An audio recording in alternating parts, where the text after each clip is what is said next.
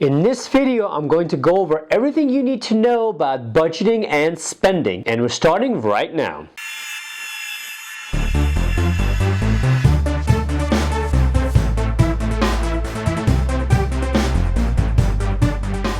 Hey guys, Elliot here. So for this video, we're going to do part 3 of my MasterClass online educational series. If you missed part 1, which is all about credit, or part 2, which is all about savings, check the links in the description below and they'll take you right to those videos. So grab a pen and paper, take some notes, and let's go over everything you need to know about budgeting and spending. As always, if you enjoyed this video and find it useful, please do consider subscribing to this channel. Helps me out a lot, and don't forget to smash that like button. Okay everybody, welcome to the Personal Finance Masterclass. This is part 3, budgeting and spending. It's made up of 4 sections entitled Basic Concepts, Living Expenses, Creating a Budget, and Software for Budgeting and Spending. Let's get started with section 1, which is Basic Concepts. So budgeting is the process of setting a spending budget based on your income, debt, and living expenses and following it closely to ensure you're spending money within your means. This can be a challenge for a lot of people, especially when they're younger and just learning how to use their money. It doesn't help, of course, that we're all surrounded by many temptations and slick advertising designed to sell you something at every opportunity. However, like any skill, good budgeting and spending habits can be learned, and this will ensure that you're living within your means and not overextending yourself or using expensive credit to get by. So why is budgeting so important? Well, let's take a look at the 3 major components of your personal financial life. These are your income,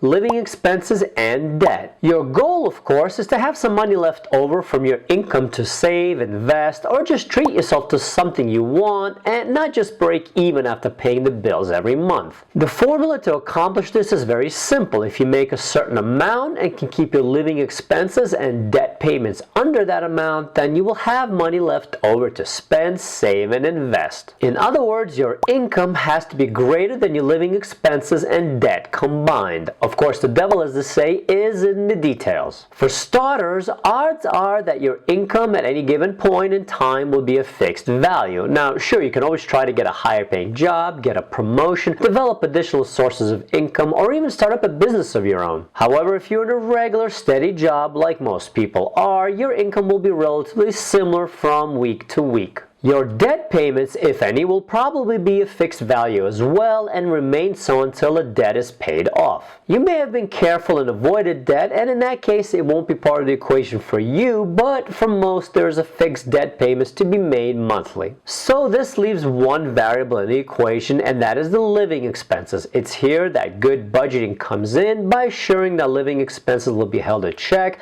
and that you will have money in your pocket with enough to spare for everything else, and it's these living expenses that we'll need to take a look at next. So before we move on to section 2, be sure you understand everything just covered, including all the following terms, definitions, and concepts. Be sure to pause the video and define all of these and review the last section if you're not sure about any of them. Understanding living expenses is really the centerpiece of budgeting, and it's where we need to start. Once you define and understand what percentage of your budget each living expense should be, you can plan effectively and also see where you may be overspending. Financial advisors break down living expenses into 5 basic categories. They are cost of housing, cost of transportation, cost of food and personal items, cost of clothing, and cost of entertainment and recreation, or E&R. Let's jump right in and take a closer look at each of the living expenses. Okay, let's talk about the first category on the list, and that is housing. This, of course, is any place you call home, either temporary or permanent, which you pay for via renting or mortgage. So how much of your income should be spent on this? Without a high debt load, the rule of thumb is no more than 30% of your gross or pre-tax monthly income. So if you are grossing $5,000 per month, which was about the US median household income for 2017, you should be budgeting around $1,500 or less for rent or mortgage payments. In practice, since many people have debt, the rule of thumb, which is taken from the mortgage lending world, is closer to 43%. Therefore, your monthly housing plus all debt shouldn't exceed 43% or $2,150 of your monthly gross income. Don't forget to also include all utilities as part of the housing allowance when you calculate it. The important takeaway here is that if you have significant debt and your monthly expenditures for both housing and debt payments exceed 43% of your gross income, then you should try to look for cheaper housing or share costs with roommates. Coming up next, we'll discuss some of the ways to save money on housing. For our example, we'll say that $1,500 was in fact the monthly cost of your housing on a fixed $5,000 per month gross income. But what if it was significantly higher? Here are some ideas to lower your housing expenses. Splitting the cost is by far the most common approach, hence the prevalence of roommates or housemates in both houses and apartments. If you split everything equally with one other party, your bills will of course be cut in half. This is obviously not possible for everyone. If you have kids or a larger family, there may not be room for anyone else, but if you're single and just starting out in your career, this is a great way to save on your mortgage or rent. Downsizing the square footage or changing the location of housing, if it's doable of course, will also have a large impact. The two biggest factors in costs of housing are where it is located and how much square footage you're getting. If you really don't need the extra large living room or you don't mind living out on the edge of town versus the center, these decisions can save a lot of money. If you are an owner and have a mortgage, there are two items to possibly save on. The first is the interest rate you're paying on the mortgage, and that can be addressed with refinancing, assuming of course that the current rate is lower than the one you're paying. Another item to look at is PMI or private mortgage insurance, which is what you usually have to pay monthly if your equity in the house is under 20% due to you putting down a small initial down payment. If after a few years of paying down the property you're very close to having that 20% equity, consider paying an extra few mortgage payments to close that gap, and when your PMI payments fall off, you will have smaller monthly expenditures. Finally, adding a second side income or cuts in other expenses may be needed to keep the housing percentages at the recommended level, so consider doing an income and expense review to see how you can create more streams of income while at the same time cutting other living expenses. Okay, the second category on this list is transportation. So transportation, of course, refers to one of two things: the cost of owning and operating a car or the cost of mass transit, and they can be a little of both. This is one expense that some large city dwellers may not have if they work near where they live, but if you fall into that category, don't forget to include taxis and rideshare services like Uber or Lyft when you use them around town or when you actually rent for a few days, as these are still part of your transportation expenses that can really add up. Owning and operating a car is in turn comprised of 5-6 major items such as car payments if the car isn't paid off, insurance payments, and of course the cost of gas, maintenance, and upkeep, and parking if you live in a major city. As far as mass transit, that could be fares on commuter trains and subways, ferries, buses, taxis, and rideshares. We won't include helicopters and private jets. If you're commuting with those, you're probably not the target audience for this particular set of classes. How much should you be spending on transportation expenses? Financial advisors suggest no more than 15% of your net or post-tax monthly income. To continue with our previous example, let's say you are taking home about $3,400 monthly on a $5,000 gross income. The transportation expense works out to about $510. Unless you're using ride shares several times a day, it should be relatively easy to come in under that $510 budget with mass transit, but things can get carried away with a personal vehicle. The car plus insurance payments and all associated gas costs should fall under that dollar amount. If you're spending significantly more, it's likely that you're making payments on a car that is priced higher than your income level would typically allow. Let's now briefly talk about some of the ways to save on transportation. For our example, we'll say that $510 was in fact the monthly cost of your transportation on a fixed $3,400 per month net income, but what if it was significantly higher? If you will be using mass transit, this is likely a fixed cost, but it may still be worth doing a cost comparison for a train versus a bus or some other method of transit. Also buy long-term tickets such as monthly, as they're cheaper per ride, and that's really where the discounts are. If you'll be using a personal vehicle, consider the many ways to save money, from buying historically reliable used cars to buying moderately or low-priced new ones,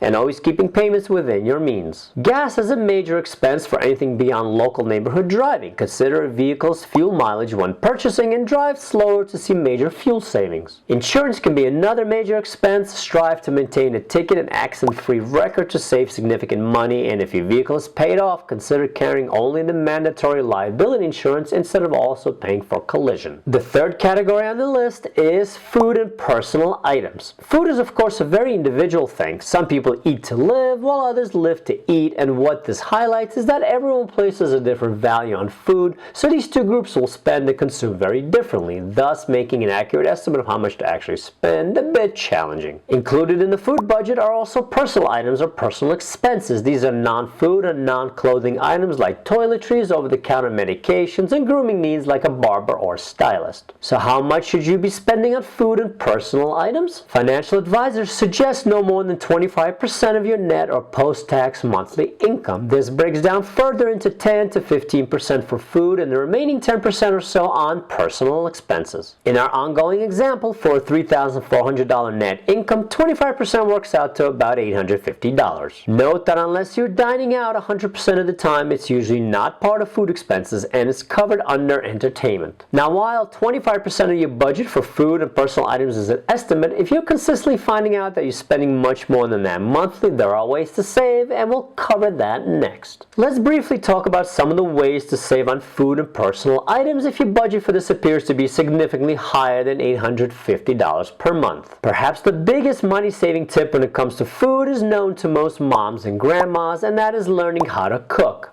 Basic food ingredients purchased in bulk are significantly cheaper versus the same exact thing prepared in a restaurant, while often being healthier. Here are some more specific ideas to save, with some of these also applying to the purchase of personal items and services. Get a membership at Costco, Sam's Club, or other such bulk retailer. If you have the room to store them, purchase non-perishable items like paper towels, pasta, and cereal in bulk. Do an inventory of what you need and actually will use prior to going shopping. This will prevent impulse buying and overspending. Always check the per unit cost at a supermarket and comparison shop. You may be shocked by the price differences when you break two items down into equal measurements and compare. Always get generic items unless you have a need for a specific brand. Generics are usually, but not always, equivalent to brand names, but are always cheaper. Store brands can easily be substituted when buying things like pasta, beans, paper towels, and other generic items. Stay away from processed and prepackaged foods. They're almost always more expensive and less healthy. Look for sales. All stores run them all the time. You don't need to be a coupon clipper, and these days you won't find many paper coupons anyway, but just keep an eye on what stores mark down on a regular basis. Shop for what is in season. Produce that has no business being on the shelf in the middle of winter will be much more expensive since it's flown or trucked in from far away. And finally, here's a huge tip to save money on food. Do not shop when you're hungry. You will end up buying much more than you needed. The fourth category on this list is clothing. Clothing is also a highly individual and personal thing. You only need a small amount of clothing adjusted seasonally, but many people are fashion conscious and want quite a bit more in the closet beyond the basics. Fashion aside, this can also be influenced by local climate and weather, with northern locations requiring people to wear sturdier and more expensive warm clothing, while the sunny and warm climates can get away with less expensive summer stuff all year round. How much should you be spending on clothing? Financial advisors typically quote no more than 5% of your net or post-tax monthly income should go toward clothing. So for a $3,400 net income, this works out to about $170 per month for clothing and shoes. This may or may not be significantly different from what you typically spend, and you certainly do not need to spend this much any given month. Statistically, this is close to what the average person in the 25 to 34 age group spends, which is reported to be $161 a month. This still adds up to almost $2,000 per year for the average American, so if you're not the fashion-conscious type or live in a warmer climate, this may be a great place to save a few bucks. If you are consistently finding that you're spending much more than 5% of your net monthly income on clothing, there are ways to save, and we'll cover that next. Let's briefly talk about some of the ways to save on clothing if your budget for this appears to be significantly more than $170 per month. There are numerous ways to save on clothing, but the most basic advice is the best. Buy simple, sturdy, non-designer labels and take care of what you own. You'll save money up front and over the long haul as the items wear out longer. Countless millionaires have worn very plain jeans and t-shirts or basic dress pants and button-down shirts as their go-to outfits. Fancy designer clothing and suits have more prominence in banking and Wall Street, real estate, and of course the entertainment industry, but for most of us, it's just not needed. Here are some other common sense money-saving ideas. Buy clothing out of season. While the choices are more limited, the cost savings are tremendous. If you don't mind, used clothing, shop at thrift stores. For some, this is a major part of their style. Shop sales and online clearances, especially after season ends. Skip outlets, they are very pricey. Rent once in a while items.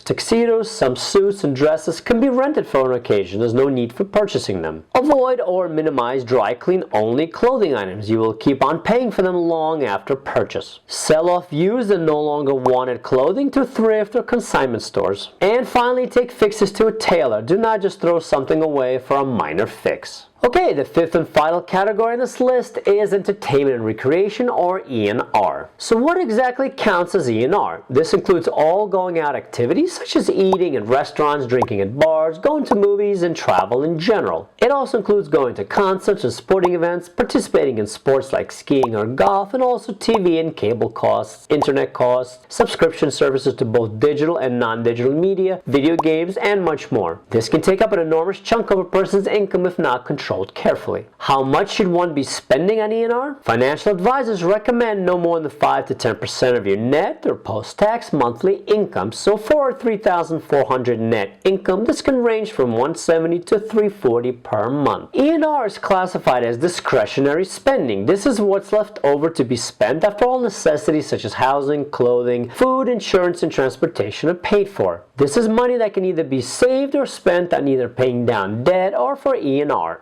As you can see, this is why paying down debt can be so difficult. You cannot forego paying the necessities, therefore paying down debt competes directly with E&R, and often people choose that route versus debt payoff. Add to this the fact that many individuals push the E&R budget significantly higher than 10% of net income, and you have a recipe for financial problems. If you are consistently finding that you're spending much more than the 5 to 10% of your net monthly income on E&R, there are ways to save, and we'll cover that next. Let's briefly talk about some of the ways to save on E&R if your budget for this appears to be significantly more than $340 per month. What could be done to lower your costs in this category? As it turns out, quite a bit, but it really depends on your personal views, philosophy, values, and discipline. What is important to you in regards to E&R may be radically different for someone else. Maybe you can live without ever watching sports on TV, but if there's no high-speed internet available 24/7, there's gonna be hell to pay. So obviously everyone is different. Here are some ideas for keeping those E&R costs down without living like a hermit. There are of course many others. For cable, get rid of it if you haven't already. There are dozens of online streaming alternatives such as YouTube TV, Hulu, DirecTV Stream, Netflix, Roku, and many others. For food and drink, you can get steep discounts on gift certificates on sites like restaurants.com, and also make a habit of getting to a venue for happy hour for both drink and food discounts. For music, recorded or live, for recorded music, buy songs, not entire albums, or skip buying completely and stream on YouTube. For live music, all cities have a number of free events during the warm months that you can attend. For movies, attend matinees or wait until it gets released on DVD or streamed on Netflix. If you go to a theater, avoid the popcorn and drinks that make moviegoing so expensive. For outdoors, camp in a national park, skipping the man-made world completely. For ski resorts and amusement parks, get season passes to save an enormous amount. For sports, try attending minor league or amateur events for a fraction of the cost of the majors. And finally, for zoos and museums, almost all offer discounts. You just have to attend on off days, usually Monday through Thursday. Alright, so before we move on to section 3, be sure you understand everything just covered, including all the following terms, definitions, and concepts. Be sure to pause the video and define all of these and review the last section if you're not sure about any of them. So after a quick tour of the various living expenses, let's put it all together into a concise, typical budget. We'll start with gross income, then net income, then subtract all of the expenses and arrive at discretionary income. From there, we can figure out how much could be spent, saved, invested, or used to pay down debt. Let's make this budget for a hypothetical person named John Smith. John is a 26-year-old college graduate who works as a junior accountant and earns $60,000 per year plus benefits at a medium-sized accounting firm somewhere in the Midwest. He lives alone and has no debt except for a car payment, but he does like to work out and eat a lot. He only drives a few miles each way to work, but does need to spend more than the typical person on clothing since there's a strict business dress code at his accounting office. He's generally pretty good with money and he better be as an accountant, and here is what he came up for his budget estimate. So let's take a look at this. John's gross salary is $60,000, out of which he will have about 32% deducted for all taxes and pay and benefits,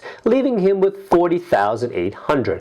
His housing and transportation costs at $1,325 and $440 per month respectively are fairly reasonable and total up to $15,900 per year for housing and $5,280 for transportation annually, leaving him with $19,620 after those are paid for. His food and personal items clock in at $952 per month or $11,424 annually, which is a bit on the high side for a single person, and his clothing bill averages out to $204 per month or $2,448 per year, which is also a bit high. Finally, E&R comes in at a reasonable $238 per month or $2,856 per year, leaving John with about $2,892, which is about $241 per month to save or do some additional investing. So this budget is of course hypothetical, but it isn't that far off from that of any college-educated and employed young adult. It represents a fairly typical white-collar job and salary in an area of the country that isn't prohibitively expensive. John isn't driving an outrageously expensive car, nor has any other major debt concerns. However, there are some conclusions to be drawn from this budget. First off, note the relatively little amount of income that is available at the end for additional saving or investing beyond John's 401k. This is unfortunately typical at the beginning of a career with relatively low income and high expenses. This is why it is essential to start off with as little debt as possible, such as student loans, car debt, credit cards, etc. Second thing to note is that John doesn't have any shared expenses and can probably cut down on a few expenditures to get that savings or investing rates up. Getting a roommate is a possibility, and perhaps commuting to work with others using a carpool would certainly help. Food expenses could probably be trimmed with the suggestions we talked about earlier. As you can see, a budget can be very revealing and it's simple to make. It may not be possible to put it together right away, as you may need to track expenses such as food and clothing for a while, perhaps a month or two, to really understand how much you spend. Once the information is inputted, however, it reveals exactly how much you spend and on what, so you can make adjustments if needed. Now, there are a number of items John doesn't have in his budget that another family may have. For example, there are no allowances for child care, as he doesn't have kids.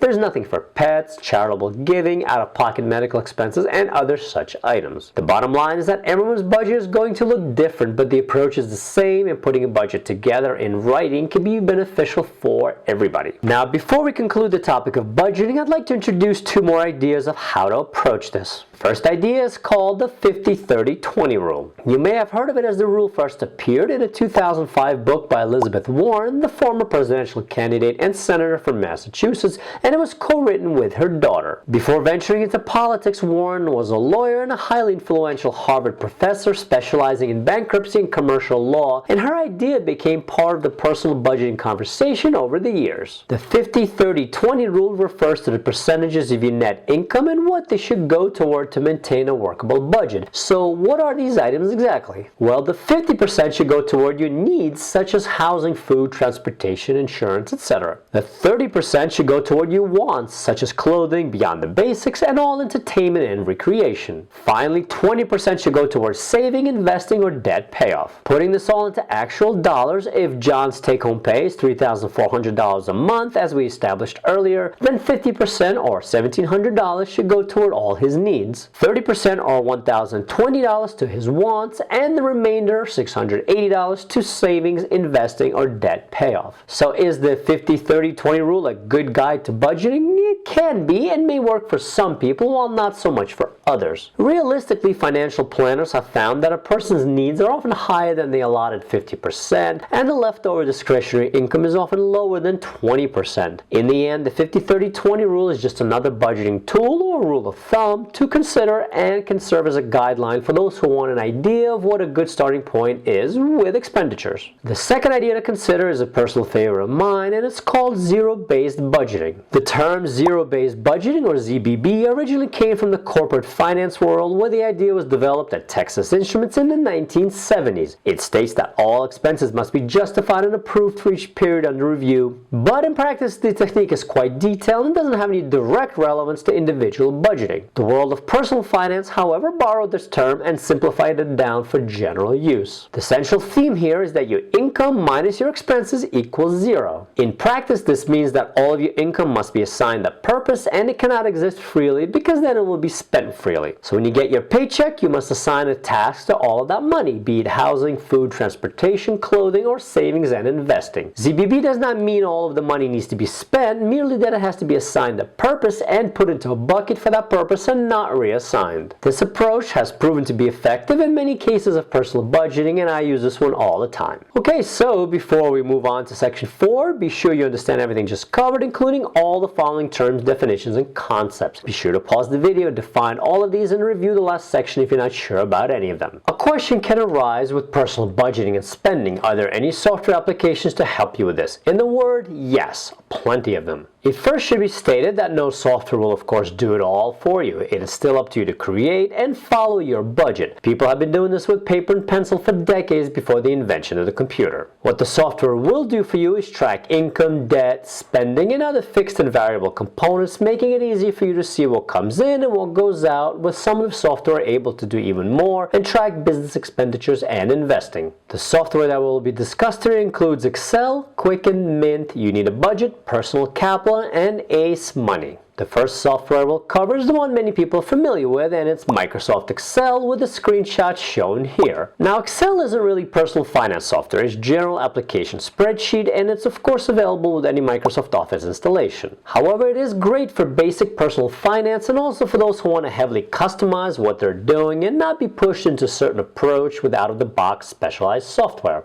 If you're proficient in using Excel, you can pretty much create your own financial spreadsheets, and it may be all that is needed for the average household. You generally want to move towards specialized applications if you also do extensive investing or run a business and will need to cut payroll checks, pay bills, and other more advanced functions, and some of the software I'll go over can do that. I personally, however, use Excel quite a bit because of its simplicity and because I can make up my own personal finance and investing spreadsheets and have exactly what I need, no more and no less. The second software we'll cover is called Quicken, with a screenshot shown here. This is really the granddaddy of personal finance software. Quicken has been around for a few decades now, and at this point pretty much does it all. Quicken manages your income, spending, saving, debt, and bill paying. The level of features rises with the version purchased, with the basic package Starter coming in at $35 per year, Deluxe at $51 per year, Premier at $77 per year, and the top-of-the-line version at $103 per year. But most of these versions are also offered at a discount for the first year, or there are other promotions, so you should be able to pay a lot less. The top-of-the-line version, called Home and Business, is only needed if you are running a small business, so you can do invoicing, payroll, taxes, etc. Most people will do fine with the Starter or Deluxe version. All Quicken software is now subscription-based and is downloadable, so you no longer buy a physical box CD in a store. The one downside to Quicken, especially if you rise in the versions, is the complexity of the software. It is full-featured and may take a while to master. If you need very basic tracking software, use Excel or some of the other ones I'll talk about next. If you're interested in trying out Quicken, just head over to quicken.com and find the right version for your needs. The third software we'll cover is called Mint, with a screenshot shown here. Mint is web-based and free, and you can find it at mint.com. The software, backed by Intuit, claims 15 million users and is meant for basic budgeting, tracking of expenses, spending, bill paying, and credit monitoring. You sign up, link your accounts, and the software will assist with your budgeting and goal setting. The software makes money by referrals for various services and occasional advertising banners on the website. It is free and easy to use, but it's certainly not for advanced investing or for when you're running a business. The fourth software we'll cover is called You Need a Budget, or just YNAB, with a screenshot shown here. This whimsically named software, available at youneedabudget.com, is a paid service and currently around $15 a month if paid monthly, or a one-time $99 fee if paid for the entire year. It is available on the web, iPhone, Android, iPad, Apple Watch, and even Alexa. Like Mint.com, it is also aimed at beginners who need basic personal finance assistance. You can link all your accounts or enter data manually, but either way, the software asks for your financial financial goals and works to get you there. It operates on the principle of zero-based budgeting that was mentioned earlier and has gotten good reviews for ease of use and functionality. Like Mint.com, YNAB is a personal budgeting and savings tool and is not meant for sophisticated business or investing needs. The fifth software we'll cover is called Personal Capital, with a screenshot shown here. Personal Capital software, which can be found at personalcapital.com, is quite a different creature from Excel, Quicken, Mint, and YNAB. It is primarily geared toward investing rather than just personal finances, but it can do both. It also appeals to two different groups of people who are on opposite sides of the spectrum. The free tools that are offered are great for beginners, and there are numerous modules of personal capital that you can get, such as savings or budgeting planner, or tools for retirement or education savings. If, however, you are an investor and have at least $100,000 in net worth, Personal Capital will serve more in an advisement role, and it's not just software, but an actual company with an army of professional money managers on board. They charge a management fee and will advise you on your portfolio as well as professional retirement planning. As you would expect, higher net worth individuals will get lower management fees and more personal services, but even if you never take advantage of Personal Capital's money management services, the free software tools they have are well worth a look. The sixth and final software we'll cover is called Ace Money and Ace Money Lite, with a screenshot shown here. This software is often cited as an alternative to Quicken and retails for about $45 in the full version, and is also available in a free version called Ace Money Lite.